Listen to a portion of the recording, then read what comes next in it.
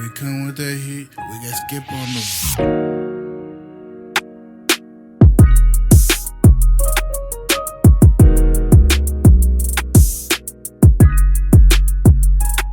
And welcome back. Episode $34 Million Radio. What was that? Nothing. Okay. It is Skylar. It is Jacob on Zoom. And once again, our boy, Griffin, in the studio. Welcome back, Griff. Welcome back. All right. We got a lot to talk about, even though there's not a lot to talk about, boys. I'm going to be honest. I look like an AI generated version of myself with this auto touch up on Zoom. I thought Mackenzie did your makeup today. No, not today. Yeah, it's a big day for $1 Million Radio and those around the country and the world, because if you pre-ordered the deluxe version of College Football 26, it is out today at 12 noon here on Monday. It is now 12:28, so I'm almost 30 minutes late to testing it out, giving it a shot, getting my money's worth. If you were like me, though, and stayed up Sunday night until midnight waiting on the release, my friend Josh did the same. We were talking to each other. We're just like, hey, man, it's 12 noon and not 12 a.m. on July 7th. So it was a big letdown last night, but hey, it's just going to make that first kickoff in Neyland Stadium even better. You hear that often, right? It was a big letdown last night. Yeah. Is that right? Okay. I plead the fifth on that. But anyways, yeah. So boys, I've been waiting on this game for a year. We waited on the last game for 11 years. So it's kind of crazy that it's already here again. I do have a bone to pick with EA Sports though, and I think we all agree with this sentiment. They dropped the top 20. Cinnamon? The sentiment. With the cinnamon. Anyways, as I was saying before I was rudely interrupted, EA Sports dropped the top 25 toughest places to play in College Football 26. And guess who was number... No. Guess where Neyland Stadium was ranked, boys?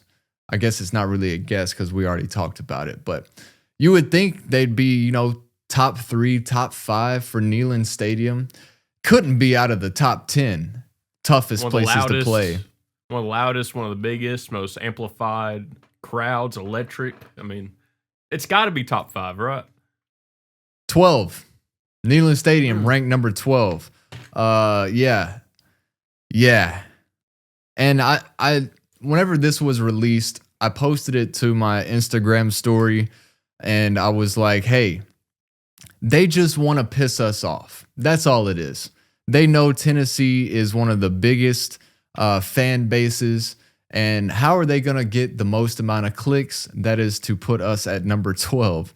So I've got the list right here, and there are some stadiums that you could say maybe, on par with Neyland, maybe a step above, just, environment-wise. I disagree with all of that. I think Neyland is number 1.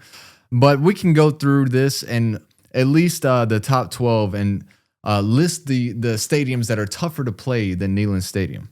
There's not 11 better. There's not 3 better, if I'm being honest. There's not that many better. We'll go from number 1 to number 11. Number 1, LSU's Tiger Stadium. Okay. Tough place to play, Death Valley. I get it. Number 2, Penn State Beaver Stadium. All right. I'm not gonna argue with the first two. Opinions are like assholes. Everybody's got one.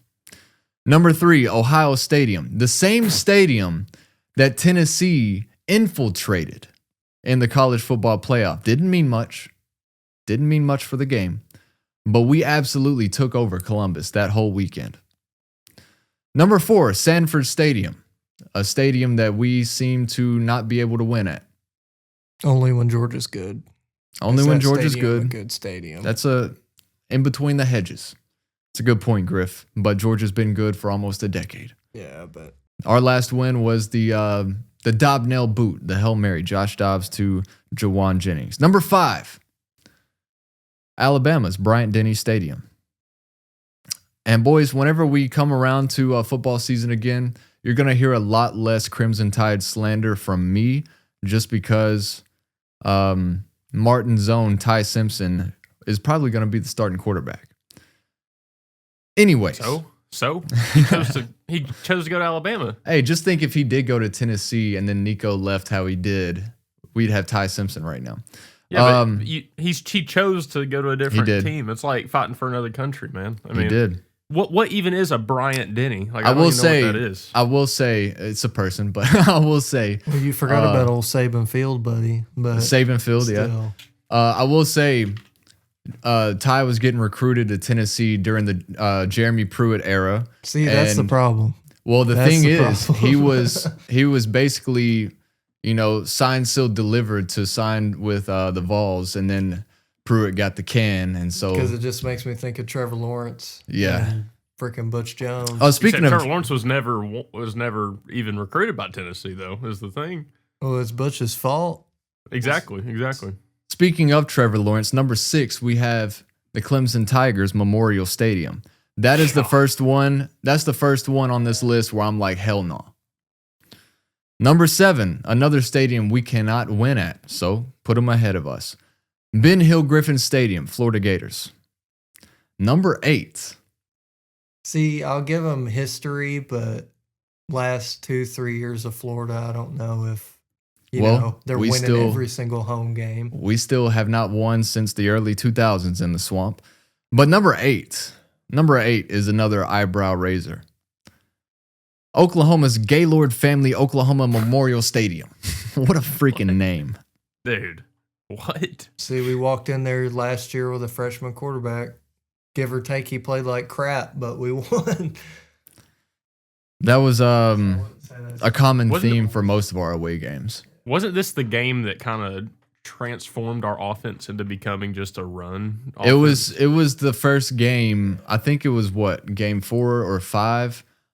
We went to Oklahoma, and other than a couple big passes in the first quarter, they shut us down offensively. Other than Dylan Sampson putting the team on his back, the defense putting the team on their backs, and it was a foreshadowing for the rest of the season for sure. Absolutely, and then Arkansas after that was just yeah. Arkansas did exactly what Oklahoma did, but better. See, my argument with Oklahoma, their biggest game of the year is played in a neutral stadium. So how can in my opinion, at least, if you're going to say you have one of the top 10 toughest stadiums, why don't you play your toughest opponent every year in it or every other year? Yeah. To be fair, they did beat Alabama there, but that doesn't mean much. If I'm being honest, that doesn't mean that their stadium's incredible, because then Vanderbilt would be up there. Yeah, true. I just don't get that. So number 9, Autzen Stadium, Oregon Ducks. I'll give it to them. I don't think that that's a better stadium than Neyland, but I think Oregon should be in the top 10. Number 10, the Big House, Michigan Stadium. Again, another one that's up there with Tennessee as far as capacity. We'll see. That's where I'd give it to it. It's just I think it is. Yeah, I think it is a little bit bigger than Neyland, especially after we made the renovations we did, where we took like 1,000 seats away or whatever and made them boxes. Freaking people. Number 9, another stadium that's bigger than Neyland Stadium capacity-wise, Kyle Field, Texas A&M. Number 11. Yeah, number 11. I think Kyle Field should be in the top 10. I think Michigan should be higher. And I think Neyland Stadium at number 12 should be much higher. But what do I know? And I'll just read through the rest of the top 25 real quick. Number 13, Texas. Number 14, FSU. 15 is Wisconsin, 16 South Carolina, 17 Auburn, 18 Washington, and then Iowa at 19, Utah at 20, Notre Dame at 21, North Carolina State University at number 22, Oklahoma State at 23, Michigan State 24, and Mississippi State at 25. See, from 14 on, you've lost me. You said what, Griffin? After the Florida State at 14, it's just it's just slop. Another one that I think should be in top 10. Is there a snub other than like ranking? Like, is there one that should have been on the list at all? Because I don't know. It got to like North Carolina State. I mean, I'd say give the Blue Turf some love, but I mean they've got only about. I know they've done some recent renovations, but it was only about 35,000 that it could hold. So I wouldn't necessarily say based off win percentage, I'd definitely put them up there, but size wise, probably not. Like toughest place to play. Yeah. Just off the top of my head, I'm not thinking of any. None are crossing my mind. Trying to think. But yeah, I think the overall consensus. Oh, I know one. Vanderbilt, if you're Vanderbilt. Yeah, if you're Vanderbilt. If you're Diego Pavia, who says Vanderbilt is going to take over the whole state of Tennessee. Not this year, but after Diego is gone, apparently. See, was Ole Miss on that list? Ole Miss was not on that list. How's Ole Miss not on that list? Let me make sure. I mean, last year, no, they weren't. They put belt to ass to Georgia at home last year, too. Yeah. Yeah. Definitely wouldn't put Kentucky up there. No. Mississippi State, I think just because of the cowbells and how annoying that is, they put them in the top 25. Louisville. You can never have too many cowbells, I guess. Yeah. I mean, they took that SNL skit to heart for sure. Yeah. But anyway, so that's the top 25 toughest places to play. I think they've got Tennessee overall as a team in the top 25, maybe around number 20, if I remember correctly. Still haven't played the game yet. I'm 39 minutes late now. So let's just go ahead and wrap this up. Yeah. He'll be damned if he doesn't remind us every time. No. So yeah, we can move on from this now, but I think that was a very important thing to bring up. So Tennessee fans, Vol Nation, take a step back. They're just trying to piss us off. Ain't no big deal. They're going to do it again next year, even if we go undefeated. Clemson at 6, man. That's crazy.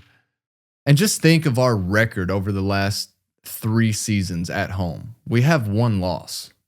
1 loss at home. 1 loss. 3 years, 1 loss. 12 on the list. All right, Griffin, MLB update. All right, we'll just go. Hold on, before we get started on this. Before we get started on this, I got to set a backstory. Shout out Mr. Thad. All right. I got to say, it's one of my friends at work. His dad, his name is Thad. Comes in all the time. I start talking to him like, hey, David at work. He's like, hey, he's got a podcast. He talks about sports. You should give it a listen. And so he hands me the phone. I go and give us a subscription. All right. He's a big baseball guy. So the very first episode that he watches is the last episode that we did, where we opened up talking about how there were no sports to talk about. MLB sucks. Baseball sucks. And I would just like to apologize. I take it back. But to be fair, we didn't have Griffin on that episode, our baseball guy. Okay? I got your back, Thad. I got your back. Griffin's got you, all right? And so now, without further ado, let's take it to Griffin with Griffin's MLB update. What you got, Griff? Give it to us. All right. We're a week away from the MLB All-Star break, which, shoot, I can't remember off the top of my head where it's at this year. Atlanta. That's correct. I do know that. Yes. So they're doing a cool thing this year, and the AL and the NL are going to, for the All-Star game, for the first time in, I believe, 15, 20 years, not wear specific jerseys and have like the actual road and aways of their, Oh, that's cool. Teams that they play for. So I figured that was a cool thing to bring up. And at the moment, let's go over some standings. All right. Who we got, Griff? Who's going to win it all? Let's start with the National League. At the moment, leading the way in the NL East are the Philadelphia Phillies. They are 53 and 37. Okay. And then in second place in the NL East is the New York Mets which they acquired Juan Soto. Everybody was in big heated talks about this, how he jumped ship from the Yankees to the Mets. And they're kind of still the same, which, making $700 million over 15 years, you think. The Mets won 2 games out of their series this past weekend against the Yankees. I do know that. Look at me. He's got a little bit of knowledge. He's getting Hey, come on now. And then up next in the NL East, it's the Miami Marlins, which they're kind of a confusing team this year. They're 40-48, but they started off really hot, which caught everybody by surprise because ever since Derek Jeter bought them, I believe it was 2016, 2017, all they've done is trade their good players and just be mid. But they are 12 games back of the Phillies. And then I figured I'd give it a mention. We are here in good old Knoxville, Tennessee, and the closest team is Atlanta. And the good old Braves are 39-50. They are 13.5 games back. Now, I know Acuna's back, but they've just been pitching hasn't been there. I know it's been a while since he's been back. But his first at bat I did see went that. yard. Yeah. That was what a moment. I love Ronald Acuna. Yeah. All right, continue, Grif. Go on. All right, next up we got the NL Central, which Central talk. I'm gonna get a little heated. Sorry, this is my favorite and least favorite division in baseball. Understandably. I'm sure you can guess why. All the Cincinnati Reds gear behind me, but in first place we got the Chicago Cubs. They're 54-36. This team just hits the ball like crazy. They've won me some money last week. Not gonna lie. And they are very strong at Wrigley Field this year. And EA Sports probably have them in the top 15, maybe. Probably. In their stadium rankings. But I digress. Go ahead. Well, see, I can't think of what makes the MLB the Show games off the top of my head. Is it? It's not 2K. No, I think it's EA Sports. I'm not sure. Let me look it up, but continue while I look it up. Yeah, in second place in the Central, a big hated team of mine is the Milwaukee Brewers. They are 50-40. They are 4 games back of the Cubs. In third place, we got the St. Louis Cardinals. They are 48-43, 6.5 games back of the Cubs. And then in fourth place, probably the most mid team of all time. We love to be 500, and that's the only acceptable thing we can do nowadays. But my Cincinnati Reds are in fourth place. They are 46-44, 2 games above 500, but we are 8 games back of the Cubs. I will say not EA Sports, something called San Diego Studio. That's right. Is what makes MLB the Show. All right. Is that it for the National League? Well, there's still the NL West. Oh, sorry.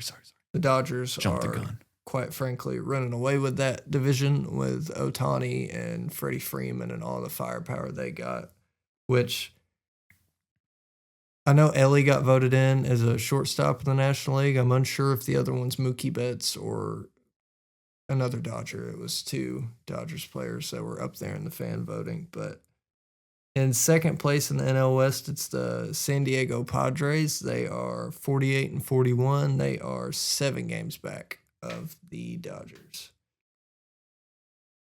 And then just a game behind them is the San Francisco Giants. They are 49-42.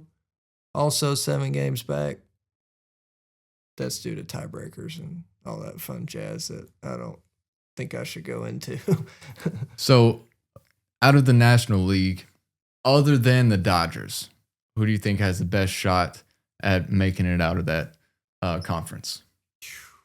Well, I know the Reds just wrapped up a series with the Phillies this week, and they didn't score that many runs. As good as their record is, they rely on homers and good pitching. But that's how they killed us, was good pitching. And honestly, I'd say with the way the Cubs score runs, that would probably be my dark horse out of the National League, would be the Chicago Cubs. But okay, I like that. Yeah. All right, on to the American League. All right. In the American League East, we got the Blue Jays leading that division 52-38. They're 3 games above the New York Yankees. They are 49-41. And then also 3 games back with the same record as the Yankees. Unfortunately, this year, not Sacramento.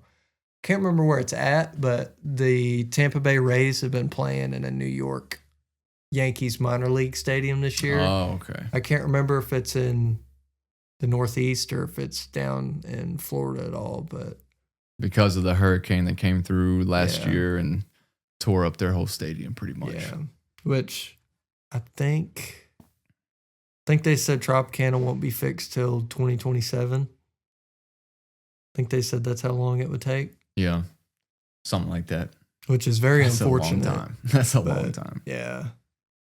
Honestly, at this point, you might as well rip the roof off. I know does it rain probably more than half the time there? Probably. So how many teams are in Florida? It's the Marlins, the Rays. Is that it? I think that might be it. But they both have roofs because of how much it rains. Yeah. And just, it could say, the precipitation for today is 30%, and then just out of nowhere, a big old storm rolls through. Yeah. So that's just how Florida is. But I digress. Continue. Going on to the American League Central, we got the Detroit Tigers leading that division. They are 57-34, absolutely tearing it up. Not sure if you remember the 2016 World Series Cubs team, but Javier Baez was having definitely a career resurgence. Last couple of years, he was playing as a second baseman. And then the Tigers this year switched him to center field, and now he's one of the best hitting center fielders in the American League. Interesting. It's crazy to see the transition of players through all the years that goes on. Next up, we got the Minnesota Twins. They are 43-47. Not too far behind, but they are 13.5 games back of Detroit. Then next up, 14 games back. 1 game behind Minnesota is the Kansas City Royals. They are 43-48. All right. Next up, we got the AL West. Headlining that division is the Houston Astros. They are 55-35. They're definitely looking like a strong contender in the AL, considering how the playoff bracket would work. If they get the second seed, they'd probably end up getting home field advantage and getting lucky. But that all depends on the All-Star game, which I didn't know if y'all knew this, but whoever wins the All-Star game, NL or AL, that team or that league gets home field advantage in the World Series. Oh, yeah. Yeah. That is pretty cool, actually.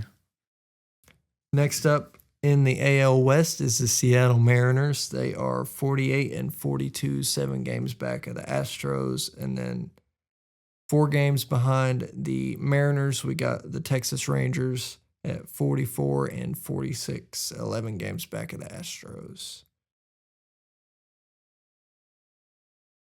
Now for the wild card standings, it gets a little technical, with win percentages and how many games back you are.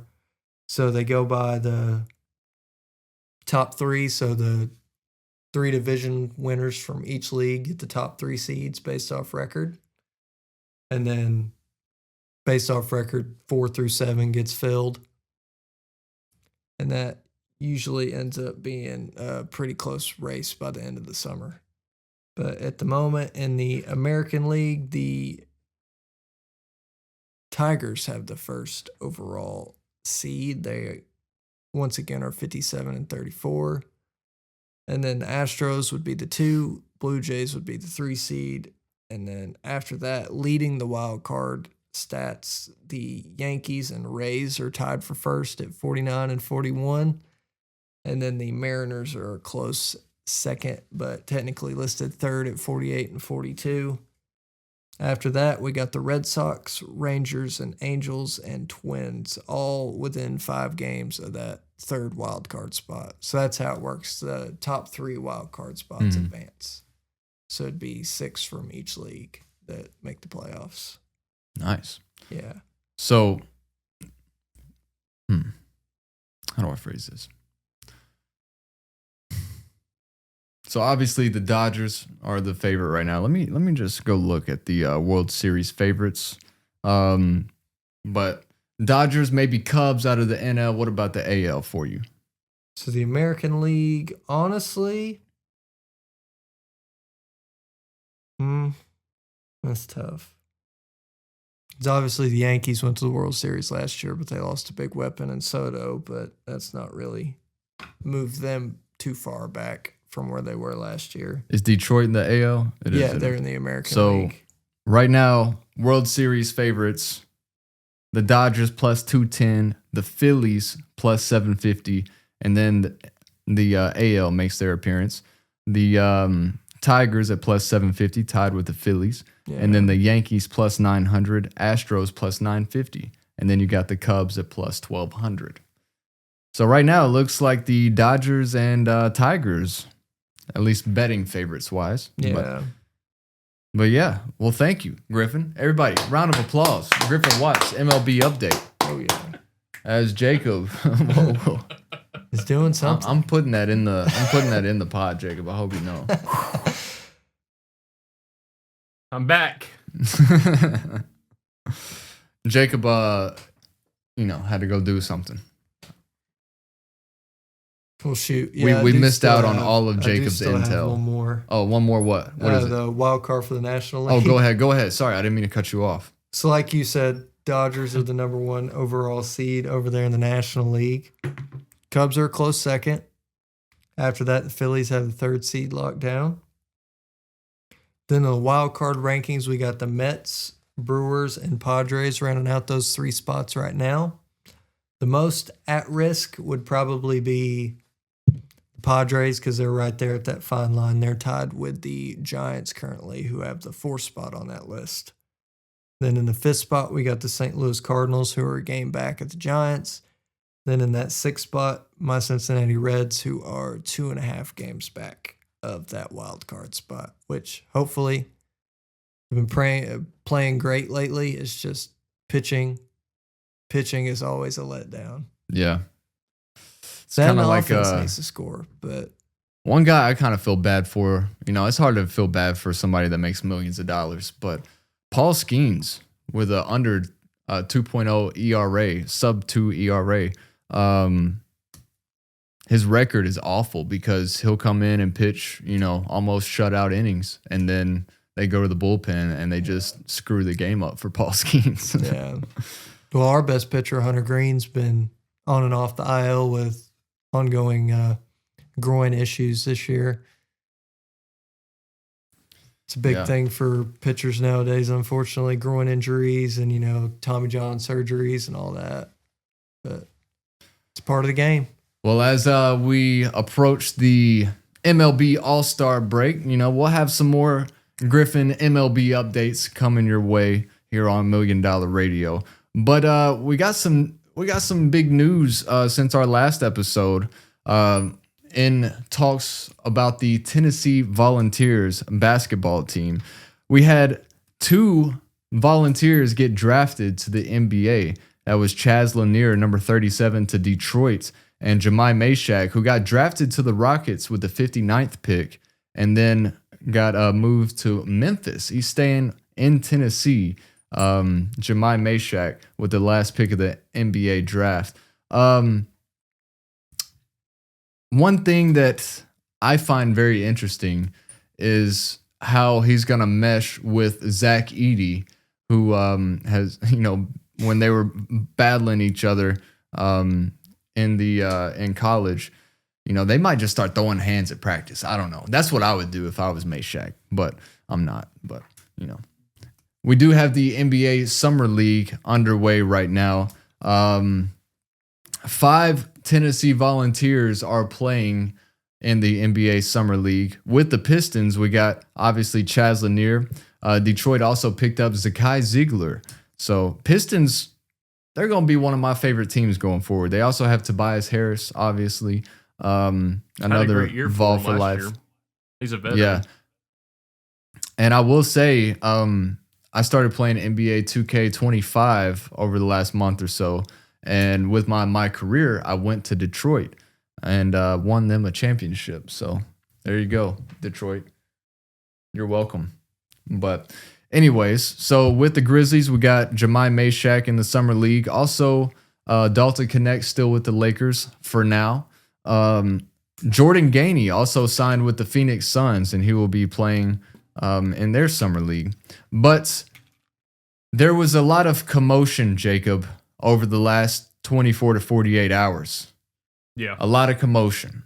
So tell me what happened with the biggest NBA trade, is it of all time? A 7-team it's the NBA trade. It is the largest ever in NBA history. We're short on time, but we're going to get to it. Yeah, man. I'll just tell you all the teams that were involved and some of the highlights of it. The Rockets, they got Kevin Durant and Clint Capella. And then the Suns, they're cooked. They got Jalen Green, Dylan Brooks. They got the number 10 overall pick, number 31, number 41. They got Kobe Bray from Kentucky, if you remember him.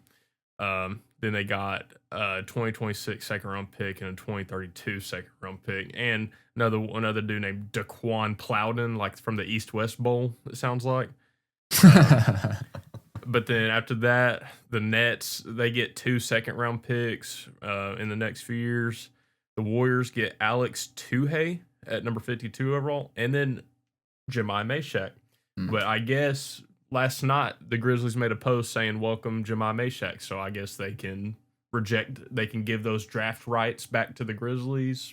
I don't know how that works, if I'm being honest, but let's hope Mashack is a Grizzly so we can go see him. And then Hawks, they got David Roddy and 2031 second round pick and cash. And then Lakers, they get Adu Thiero, the number 36 overall pick, and cash. They get cash for that. Big old money. And then lastly, the Timberwolves, they get Rocco Zikarsky, the number 45 overall pick. Who are these Rocco? dudes? Damn, who are these? So yeah, I for real have never heard washed. of any of like half of these players, dude. Yeah, there's no hype surrounding any of them because they're all second round picks usually. And then the 2026 second round pick, 2032 second round pick, and cash. So overall, the winners of the trade are obviously the Rockets. They have just set themselves up to become an even better team than they were last year. They needed a Kevin Durant type scorer, and they got Kevin Durant. So that's exactly what they wanted to get in this offseason. And that kind of ends the speculation of what the Suns were going to do, because now they re-signed D-Book for 2 years, $150 million, $75 million a year. Honestly, like, they're in such a bad situation. So I'd like to see what y'all think. Who do y'all think is in the worst situation in the NBA? Because I think the Suns are in probably I wouldn't want to be Phoenix, if I'm being honest. The only avenue out of this is to trade Devin Booker. That's literally the only thing. He's in his prime, great player. You can get some draft capital from it. They literally do not own any of their picks till like 2032. So Oof. I think the Suns are in the worst position right now. I'd probably agree with you on that. See, I've kind of got a different avenue I want to go. Go ahead. It honestly might be the Chicago Bulls. It could be. That's the East contender. Ended up in this. How have the Chicago Bulls not done anything since LeBron left the East? It makes no sense to me. That's a good point. It's the all front they office. have done is traded everybody. It's the front office. They have no direction of what they want to do. You know what I mean? The front office has zero direction. At this point, give it to Kenny Beecham. He cares more about the team than everybody else does. Yeah. He'd probably run it better, if I'm being honest. But that's what I'm saying. It's not that hard. And there's not a lot of upside because, like, Kobe White is about to be a free agent, and then you have Buzelis. Buzelis is pretty good, but he ain't going to win you a championship. So yeah. Hey, boys, come on. They got Josh Giddey. All right. The Gidster, bro. Dude, look, I think that was a good trade that they made, but is he going to win you a championship? Is him, Buzelis, and Kobe White going to win a championship? No, they ain't. They're not contenders. And I will say P. Giddy had a nice full court buzzer beater against the Lakers that I remember. Yeah, he did. And I just don't think that team is not good enough to be so bad that they get a top pick in the draft. They're not near anywhere close to being good to win a play-in game, to be honest. So, also another trade that went down today, Norman Powell has been sent from the LA Clippers to the Miami Heat, and that is such a win for Miami. I'm telling you, Norman Powell is such a good shooter. He's averaging like 22 points a game when Kawhi Leonard was out.